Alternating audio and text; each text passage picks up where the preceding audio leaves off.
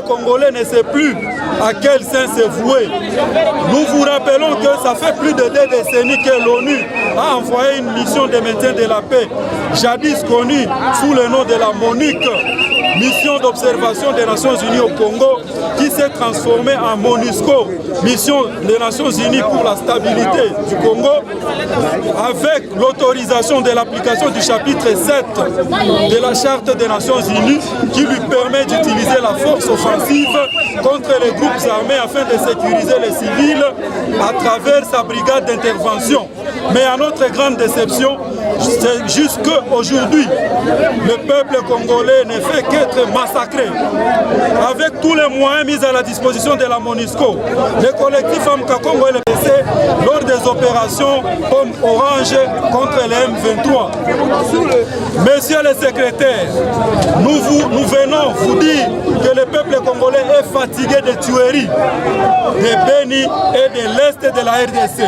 Tout cela sous le nez de l'ONU à travers la plus grande mission de maintien de la paix et de son histoire.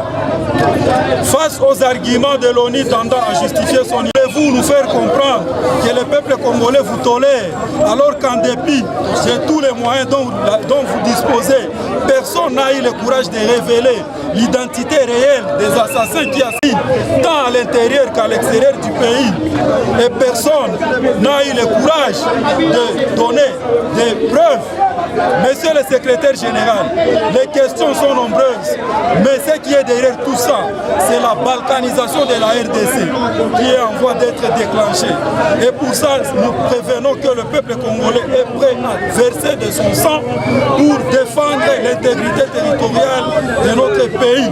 L'action de la MONUSCO constitue une haute trahison du peuple congolais et cela fait de vous des complices de la déstabilisation de la RDC. Face à toutes ces questions, nous vous demandons ce qui suit.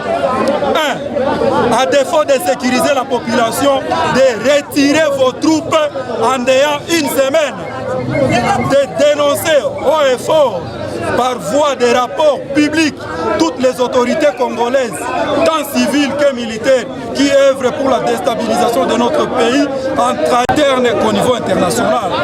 4. De mobiliser le Conseil de sécurité pour saisir la CPI et créer un tribunal spécial pour la RDC afin que les mandats d'arrêt internationaux soient lancés contre tous ces déstabilisateurs de ces pays en vous appuyant sur les rapports mapping de l'ONU et plusieurs autres rapports, dont ceux du groupe d'études sur le Congo, GIEC en sigle, ainsi que ceux des autres ONG des droits de l'homme comme Human Rights Watch.